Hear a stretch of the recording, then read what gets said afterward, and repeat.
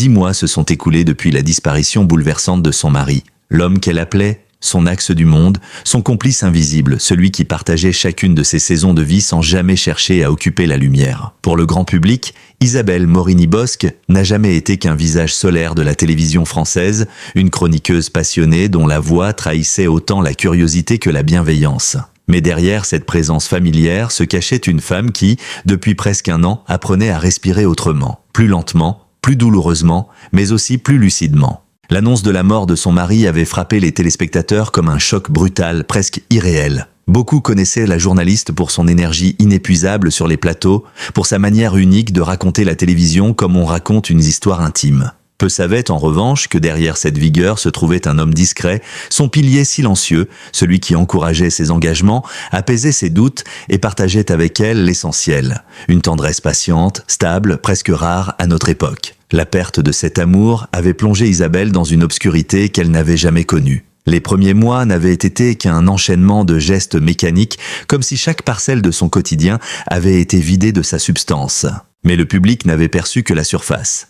Car, lorsque les caméras s'éteignaient, Isabelle rentrait dans une maison devenue trop grande. Les bruits familiers avaient disparu, les repères aussi. Le deuil est un territoire nu, sans balises, et la journaliste y avait avancé comme on marche dans un pays étranger, tâtonnant, cherchant sa place, sa voix, son souffle. Il lui faudrait plusieurs semaines pour comprendre que la douleur n'était pas un ennemi, mais un passage obligé, presque initiatique. Petit à petit, la journaliste avait accepté de raconter, non pas devant des millions de téléspectateurs, mais dans le secret de conversations choisies, la vérité brute.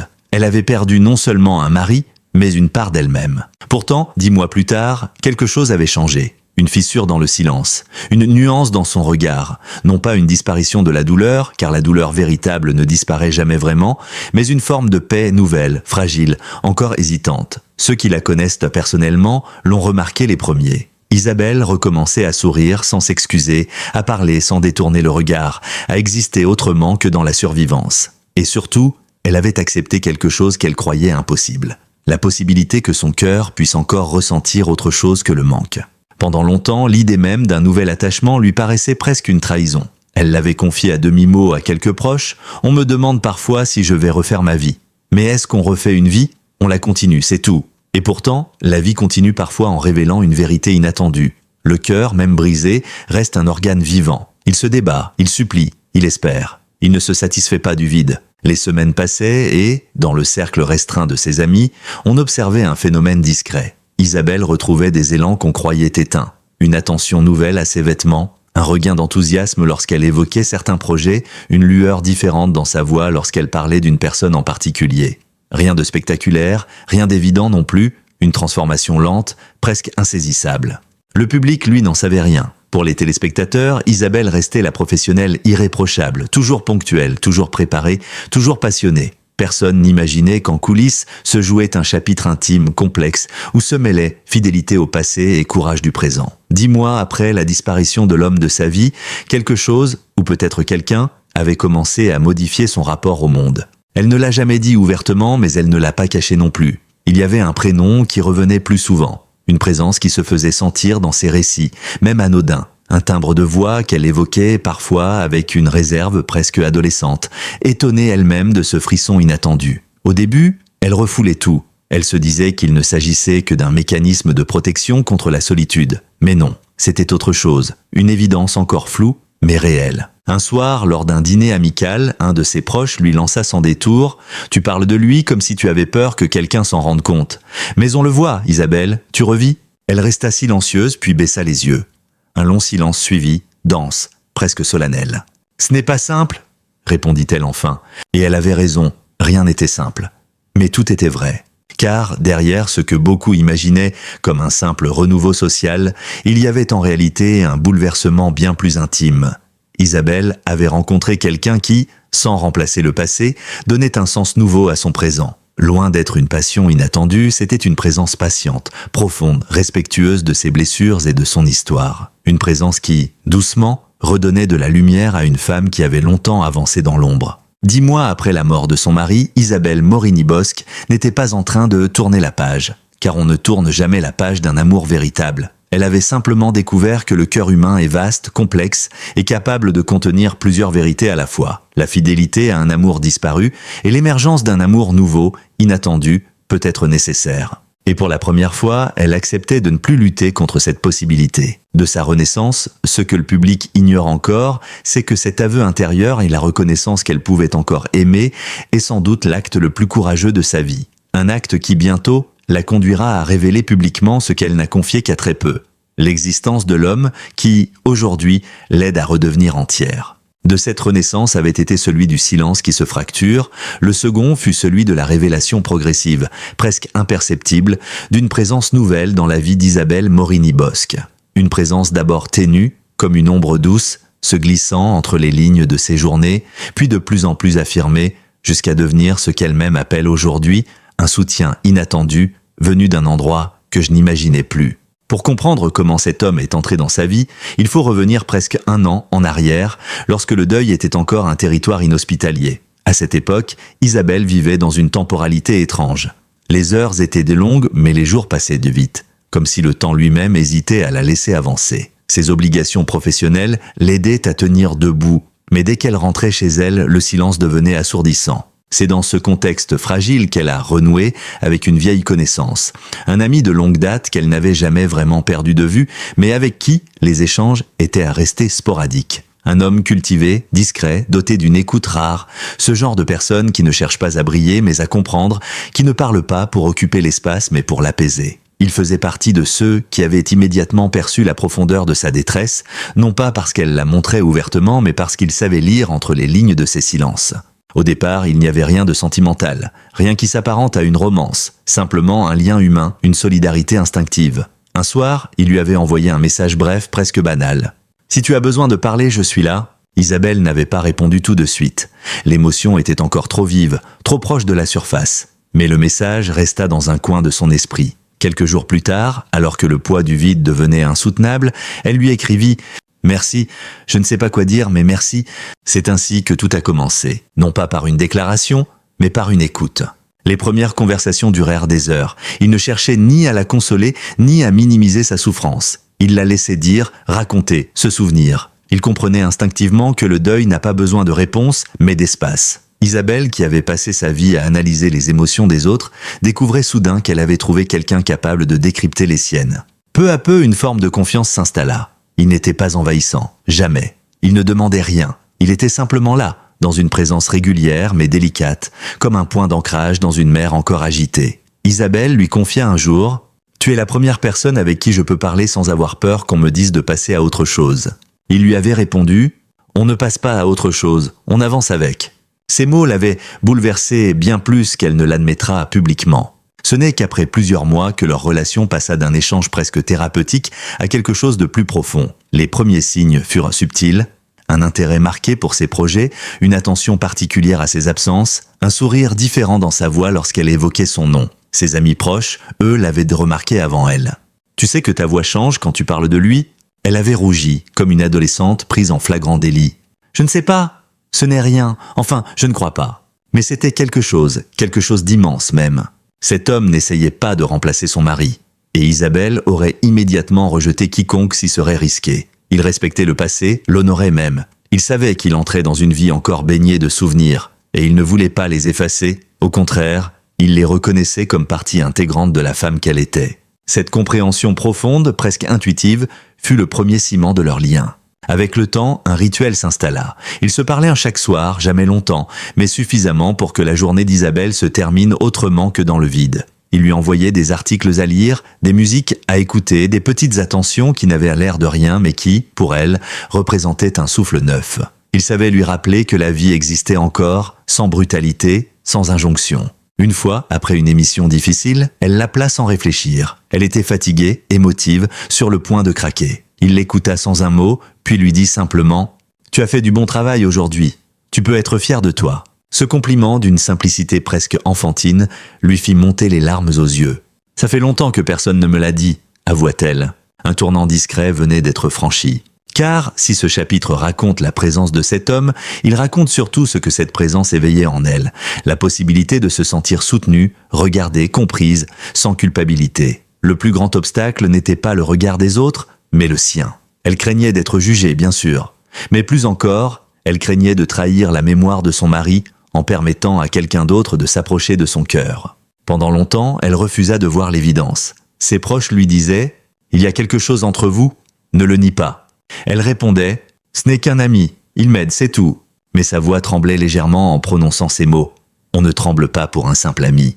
Ce qui rendait cette évolution encore plus troublante, c'était l'attitude de l'homme lui-même. Il ne forçait rien, il ne se déclarait pas, il laissait venir, il acceptait que le deuil soit un chemin long, parfois imprévisible. Il marchait à côté d'elle, jamais devant, jamais derrière. Cette patience, cette façon de respecter son rythme émotionnel avait peu à peu brisé les dernières défenses d'Isabelle. Un matin, en buvant son café, elle réalisa soudain qu'elle souriait en pensant à lui. Pas un sourire forcé ou poli, mais un sourire intime, spontané, celui qui naît dans un endroit du cœur qu'on croyait condamné. Ce jour-là, elle comprit que quelque chose avait basculé. Elle en parla à une amie proche, presque honteuse. « Je crois que je me surprends à attendre ces messages. » Son amie répondit sans hésiter. « Tu n'attends pas ces messages, tu attends lui. » Pendant plusieurs semaines encore, Isabelle tenta de minimiser l'importance de ce sentiment nouveau. Mais la vérité finit toujours par se frayer un chemin. Et la vérité, c'était que cet homme avait réussi l'impossible. Il avait redonné à son présent une profondeur, une couleur, une respiration. Il avait rallumé quelque chose en elle, pas un feu violent, mais une flamme douce, stable, qui éclairait sans brûler. La transition entre l'amitié et un attachement plus intime se fit sans mots, sans déclaration grandiose. Elle se fit dans la continuité, dans la constance, dans la confiance. Un soir, alors qu'ils se promenaient, après un dîner discret, leurs mains se frôlèrent. Pas un geste volontaire, pas un geste calculé, juste une coïncidence. Mais aucun des deux ne retira la main. Ce simple geste fut une révélation silencieuse. Depuis ce soir-là, Isabelle sait que ce qu'elle vit n'est pas une illusion passagère, ni un refuge contre la solitude. C'est un lien réel, profond, qui s'inscrit dans la continuité de sa vie sans effacer ce qui l'a précédé. N'est donc pas celui d'une nouvelle aventure sentimentale. C'est celui d'une renaissance intérieure guidée par un homme qui a su, sans un mot trop fort, lui dire « Tu as encore le droit d'être heureuse ». Un message simple. Mais pour une femme en deuil, c'est une révolution.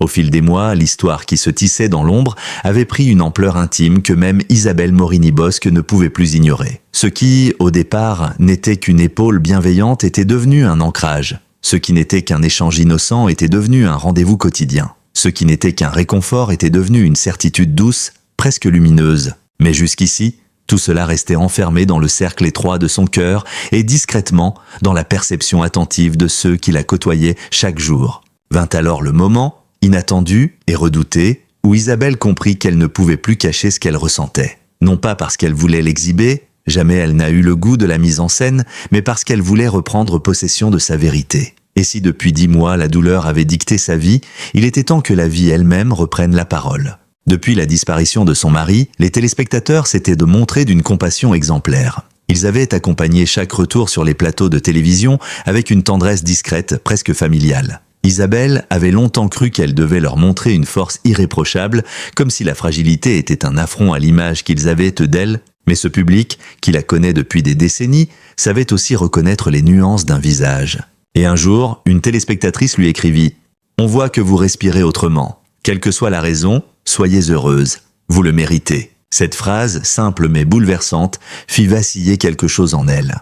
Car derrière son silence volontaire, elle avait peur qu'on la juge, peur qu'on pense qu'elle avait tourné la page trop vite, peur qu'on interprète sa reconstruction comme un oubli. Mais l'amour ne s'oublie pas. Il change de forme, voilà tout. Ce fut cette prise de conscience qui déclencha en elle l'envie, pour la première fois, de parler publiquement. Non pas pour satisfaire une curiosité extérieure, mais pour apaiser une tension intérieure. Le moment décisif eut lieu un après-midi d'hiver dans un café parisien que la journaliste affectionnait particulièrement. Elle y retrouvait souvent l'homme qui partageait désormais ses pensées. Ils s'assirent près de la fenêtre, observant la pluie glisser contre les vitres comme un rideau mélancolique. Ils ne parlèrent pas beaucoup ce jour-là. Il y avait entre eux cette complicité silencieuse, faite de regards, de gestes minutieux, de respirations accordées. Puis, presque doucement, Isabelle lui dit « Je crois que je suis prête à le dire vraiment. » Il ne comprit pas tout de suite.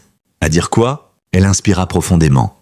Que je ne suis plus seule, que je ne vais plus seule. Il resta silencieux un long moment, ému par l'importance de cette confession.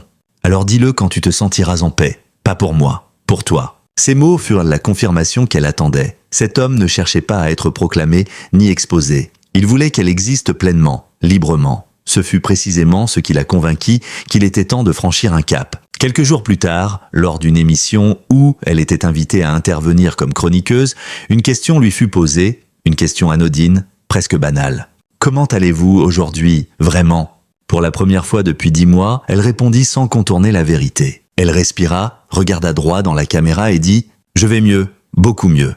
Et si j'avance aujourd'hui, c'est aussi parce qu'une personne m'a tendu la main quand je croyais que tout était fini. » Le plateau se figea. Le public, lui, entendit immédiatement ce que la phrase sous-entendait. Et Isabelle continua avec une pudeur infinie. « Je ne pensais pas que mon cœur pourrait encore vivre quelque chose d'aussi doux après une perte aussi immense. Mais la vie est surprenante. Elle nous offre parfois des cadeaux que l'on n'osait plus espérer. Elle ne donna pas de nom. Elle ne donna pas de détails. Elle donna l'essentiel, la vérité. » Cette déclaration sobre et élégante fit l'effet d'une onde douce dans la presse française. On ne parlait pas d'un nouvel amour spectaculaire. On parlait d'une femme qui, après une année marquée par la douleur, osait enfin admettre qu'elle avait retrouvé une part d'elle-même. Contrairement aux craintes qu'elle nourrissait depuis des mois, la réaction du public fut presque unanime. Bienveillance, émotion, respect. Les messages affluaient. « Votre mari aurait été heureux pour vous. » Et l'obédiario. On sent que c'est sincère. Merci de nous faire confiance avec votre vérité. Ce n'est pas trahir un amour, c'est honorer la vie. Des milliers de personnes voyaient en elle une figure familière, mais ce jour-là, elle devint quelque chose de plus, un symbole de résilience. Une femme qui, sans renier le passé, acceptait l'avenir. Un amour assumé mais protégé. Quelques jours après cet aveu public, Isabelle retrouva l'homme qui avait inspiré ces mots. Il ne chercha pas à connaître les réactions, ni à discuter de cette exposition. Il lui demanda simplement « Es-tu en paix avec ce que tu as dit ?» Elle hocha la tête, le regard brillant. « Oui. Pour la première fois depuis longtemps, je me sens entière. » Alors, il lui prit la main. Ce geste simple, presque imperceptible, qui contenait tout, la gratitude, la tendresse, la promesse silencieuse d'une présence durable. Isabelle sait désormais qu'elle n'a pas refait sa vie. Elle a continué à vivre. Elle a accepté que son cœur puisse contenir plusieurs formes d'amour sans jamais les opposer. Et elle a compris que la fidélité ne consiste pas à rester dans l'ombre du passé, mais à honorer ce passé en permettant au présent d'exister. Le prochain sera celui de la construction, comment vivre un amour neuf tout en respectant un amour ancien. Mais une chose est certaine, pour la première fois depuis 10 mois, Isabelle Morini-Bosc ne traverse plus les jours en survie. Elle avance, avec un homme qu'il aime sans jamais chercher à effacer le souvenir de celui qui l'a précédé. Et c'est peut-être ça, le véritable miracle de cette histoire. Il existe des histoires qui ne se racontent pas en un seul souffle, des histoires qui ont besoin de temps, de silence, de recul pour éclore. Celle d'Isabelle Morini-Bosc appartient à cette catégorie rare, une histoire à la fois intime et universelle où se mêle la douleur du deuil, la lente reconstruction et surtout cette capacité étonnante qu'a l'être humain de se relever, encore et encore, même lorsque tout semble brisé à jamais. Lorsqu'on observe les 10 mois qui ont séparé la mort de son mari et son aveu public d'un nouvel amour, on comprend immédiatement que rien, absolument rien, n'a été facile. Isabelle a traversé les ténèbres, affronté les nuits sans sommeil, les silences trop lourds, les souvenirs trop vivants. Elle a dû se reconstruire pièce par pièce, accepter que la vie continue même lorsque le cœur refuse d'avancer, apprivoiser à nouveau des gestes simples comme rire, partager un repas, regarder quelqu'un dans les yeux sans être submergé. Beaucoup, à sa place, auraient choisi la résignation. Elle, non. Ce qui frappe dans cette renaissance, ce n'est pas la vitesse, elle fut lente, fragile, hésitante, mais la sincérité. Isabelle n'a jamais cherché à masquer sa vulnérabilité, ni à dissimuler le chemin douloureux qu'elle parcourait. Elle n'a jamais prétendu que l'on puisse remplacer un amour perdu. Elle n'a jamais utilisé de mots grandiloquents pour expliquer ce qu'elle vivait. Elle a simplement accepté de dire la vérité, la vie lui avait offert un nouveau souffle au moment où elle n'y croyait plus. Et c'est précisément cette vérité qui a touché le public. Car nous vivons dans une époque où tout semble devoir être expliqué, justifié, analysé. Pourtant, l'amour, sous toutes ses formes, n'obéit à aucune logique. Il surgit, il disparaît, il se transforme. Il répare parfois ce qui semblait irréparable. Et il s'invite souvent au moment où l'on n'a plus la force de l'attendre. L'homme qui a émergé dans la vie d'Isabelle n'a pas cherché à prendre la place de son mari. Il n'a pas tenté de se mesurer au passé. Il a simplement occupé l'espace que le présent lui offrait. Celui d'une présence douce, patiente, respectueuse, capable d'écouter sans juger et d'aimer sans effacer. Et c'est cela, au fond, qui définit les amours véritables, ceux qui n'ont pas besoin de crier pour être entendus ni d'éclipser ce qui a précédé pour exister pleinement. Aujourd'hui, Alors qu'Isabelle Morini-Bosc parle ouvertement de cet homme qui l'aide à regarder vers demain, elle ne raconte pas une histoire de substitution. Elle raconte une histoire de continuité. Une histoire où le passé demeure un pilier, mais où l'avenir redevient possible. Elle raconte un cœur qui, malgré la perte, choisit encore de battre. Et cette réalité bouleverse, car elle rappelle à chacun d'entre nous une vérité que l'on oublie trop souvent. La vie n'est pas un tunnel linéaire, c'est un chemin fait de ruptures, de virages, de renouveaux inattendus. L'histoire d'Isabelle nous enseigne aussi que le deuil n'est pas un mur, mais une passerelle vers une version nouvelle de soi-même, plus vulnérable peut-être, mais aussi plus consciente, plus essentielle. Elle ne tourne pas la page. Elle en écrit une nouvelle. Et dans cette page, il y a de la lumière. Une lumière timide au début, puis plus franche, plus stable. Une lumière qui dit « Tu as survécu, maintenant, vis ». Chacun peut reconnaître dans son parcours un morceau de sa propre histoire. Une perte, une renaissance, une main tendue au moment où l'on s'y attend le moins. C'est ce qui rend ce récit si puissant. Il n'appartient pas seulement à une figure médiatique, il appartient à tous ceux qui ont aimé, perdu, souffert, puis aimé à nouveau. Et si Isabelle a décidé de prendre la parole aujourd'hui, c'est pour offrir de l'espoir. Pour dire que la fidélité au passé n'est jamais trahie par la joie de la redécouverte. Pour affirmer que l'amour ne s'éteint pas mais se multiplie. Pour nous rappeler que le cœur humain, malgré toutes les tempêtes, n'est pas fait pour mourir. Il est fait pour renaître. Si cette histoire vous touche, si vous souhaitez continuer à suivre des histoires humaines authentiques et profondément émouvantes, racontées avec rigueur journalistique, abonnez-vous à la chaîne. Activez les notifications pour ne rien manquer. Partagez cette vidéo, votre soutien est précieux. Il permet à ce travail, fondé sur la recherche, l'analyse, la sensibilité et le respect des personnages, de continuer à exister, à s'épanouir et à rayonner. Merci d'être là, merci de lire, d'écouter, de ressentir. Et surtout, merci de croire, comme Isabelle, que même dans les ténèbres les plus profondes, une lueur d'espoir peut toujours renaître.